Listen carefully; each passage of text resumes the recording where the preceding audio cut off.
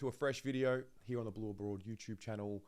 In today's video, we have heard from the Carlton President on video in a direct address to the members and the fans of the Carlton Football Club, which I'm relieved about, to be honest. Rob Priestley did a video with Carlton Media, Christian Filippo doing the interview, asked some questions around certain topics about what's happening on field and off field. And in this video, I'm just going to summarize the key points that I think were most important, which will save you the trouble of watching the entire video. But I do encourage you to watch the entire video. I will put the link to it in the description below. And yeah, we've been talking about this for a few weeks now. Haven't really heard much from the new president since he was appointed. We obviously got the email addressing the members, and then we got another email addressing the members regarding the board changes. Now, if you go to functions and you go to President's Club functions and the like, then obviously you hear from the president. But the reality is, in the modern world, there are clearly better mechanisms to speak to the wider fan base. And video, I think, is important. I bang on about this so much. Email only is just not the way to do it.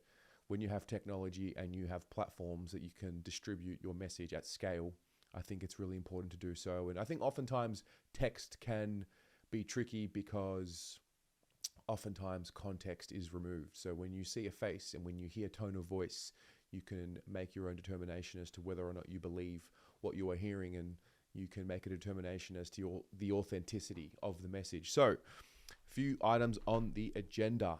Firstly, what's going on field? No, I can understand it. Look, you know, and you've said it there, we're a footy club. We're in this together, whether you're in my position or on the board or the chief executive or anywhere we're at the club, fans, supporters, members, everybody.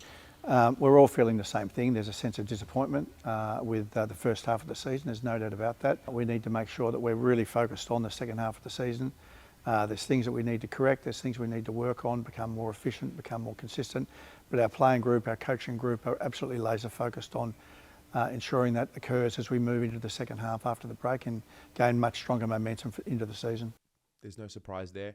I don't think much of what you'll hear in this video is a shock, but it's just more so to document this is really the first time that we're hearing video messages directly to the fans and to the members.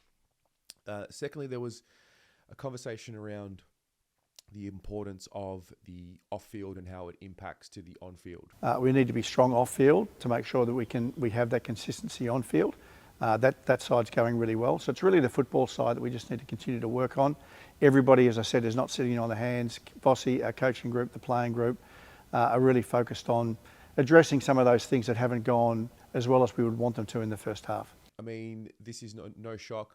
Been hearing this since Kane Little was the CEO, been hearing about the lag effect and making sure that the finances are right, and then usually there is a lag effect with the success off field to the success on field. So look, at the end of the day, as a club and as an organisation, you do have to keep reinvesting into your program. You do have to keep finding non-core revenue streams in order to reinvest into the football department. I'd like to hear a bit more about what we're doing as an investment into the football department. I think what we have heard so far is just what we're doing to generate more revenue to then reinvest into the football department, but haven't really heard too much yet about what's happening inside the football department when it comes to an investment point of view. So then there was the update on the CEO transition. There have been reports that it could happen as early as July. Christian asked the question a couple of times, to be honest. I felt like he kept prodding about the question, almost inviting an answer around when will the right time be for the CEO transition to take over. So take a listen to these bits here. Another point of interest in the media coming into this year has been around the CEO transition from Brian Cook to Graham Wright, 6 months in. Can you provide some insight into how this handover has unfolded to date and guess the impact that Graham has brought to the club already? Yeah, the transition's going really well from our perspective. I've said before, you know, we were super keen to get Graham and really pleased that he's now a part of the football club and really well entrenched within our football club.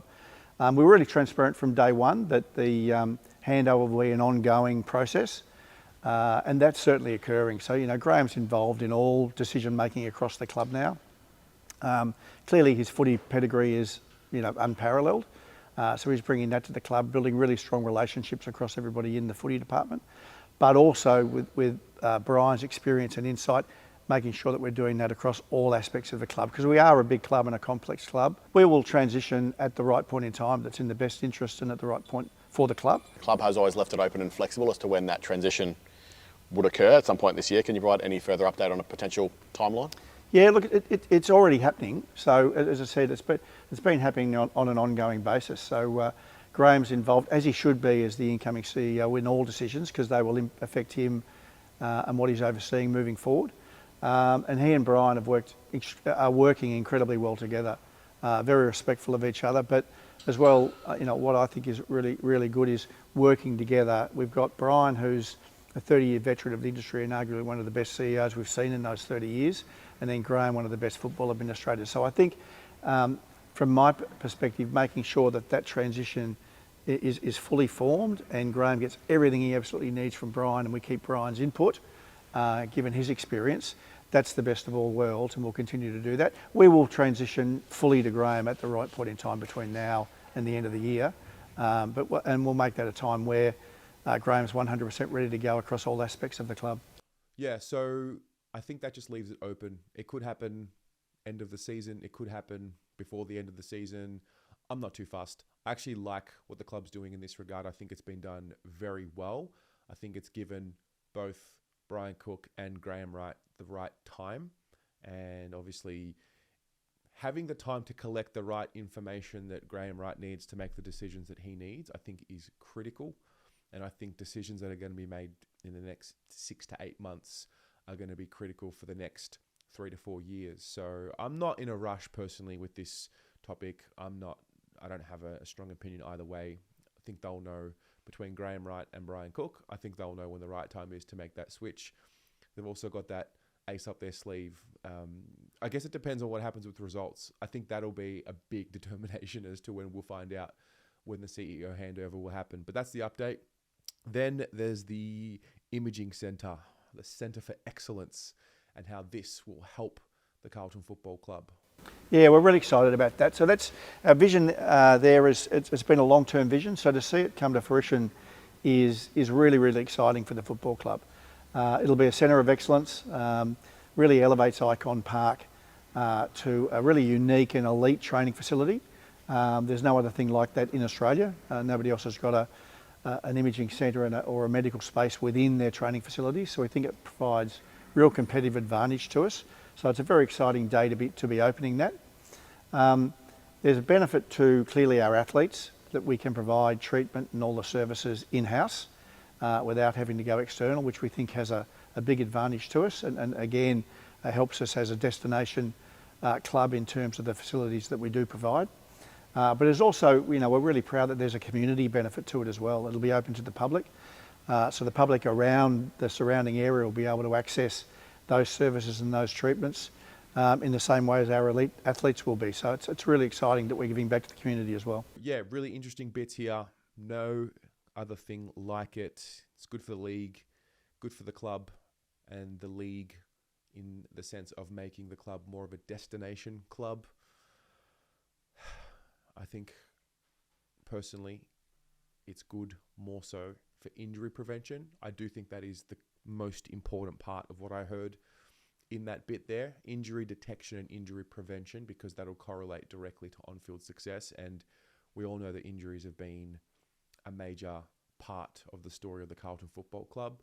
Having said that, I don't know how this imaging centre will be better than whatever imaging centre they currently use. And because it's in-house, is that going to actually allow for more injury prevention? I mean, if you get injured, you get injured. If you get scans, you get scans. Maybe they'll be getting scans more frequently to see more trends with the players' bodies. I'm assuming we'll get more information about that as we get closer to opening it. But for me, it generally feels and senses to me like more of an opportunity to generate non-core revenue to then reinvest back into the football department, more than what it is a guarantee that this will help prevent injury. But we will see. But that's the update on that. And then there was actually a really nice part towards the end around not wanting to make excuses and I always find these interviews interesting. I think when you have Carlton employees interviewing Carlton president or anyone, it's hard to have that authenticity, because ultimately it's the ones on the inside that have their own set of questions that are pre-planned, and they know exactly what messages they want to get out there to the public. But I did see him, that is Mr. Priestley, I did see him sort of be a little bit real with this little bit here, where he spoke about not wanting to come across as making excuses. And I think that's the kind of language that really hits home to the general supporter, general member, rather than just the corporate member. How important is it in terms of getting the off-field right to make sure that the on-field, in terms of the club's core business of football, is obtained? Yeah, no, we've always said that, but I don't want it to come across that there's any excuses around football, right? Our objective here is around football and building success on a consistent and sustainable basis. But, I'm also a firm believer, and the board's been a believer for a long time now, that you have to have a really solid off-field situation, financially strong. So, you're trying to build the football program on a consistent and sustainable basis. You've got the wherewithal to do that. So we are very focused on that. We can't take our eye off that. The off-field stuff is going very well. Financially, we're very sound and secure at the moment. Membership over the last couple of years has grown very well. Our commercial side of the business is very good. So adding another Carlton College of Sport, Carlton in Business, all of those different things we're focused on. So adding another one in terms of the imaging centre in association with Imaging Associates, which is a leading radiology provider, is just, I think, another cog in the machine, if you like, in terms of being able to build up and make sure we've got really strong, sustainable, future-proofed, if that's the right word, off-field, so we can continue to invest in our football programs and get to where we need to get to there. So, yeah, that's the interview. If you would like to watch it in its entirety and make your own determination as to what you see and what you saw, I'll put it in the description below. I think this is important, and I think he should go one step further. I think in the modern world where you've got so many fans plugged in online, and I think there's a real disconnect between what the word fan engagement means to the Carlton Football Club and what the word fan engagement means in world sport. Fan engagement is not what happens on game day. Fan engagement is what happens between games. And so I would like the president to come and chat to the fans in the trenches. Come and chat on the platforms. You've got a number of podcasts, number of channels that you can do that by. Always welcome on the Blue Abroad YouTube channel. I think it's critical. I think it's an important step into building more trust with the fan base. And I think even so, more now than ever, because the results aren't going our way. And it can be easy to talk when we're winning, but when we're losing, it can be harder. And that's why I actually appreciated the video, because this is at the point in the season where things are pretty poor on field, to be honest. Yeah, there are little bits and pieces that are happening on the field which are working, but for the most part, this is a results business and a results situation. And I did feel a better sense of connection just having heard from the president on video, talking directly to the members. So yeah, that's what I thought. But what do you think about what you've seen? Share with us in the comments below, and we'll go from there. Go Blues!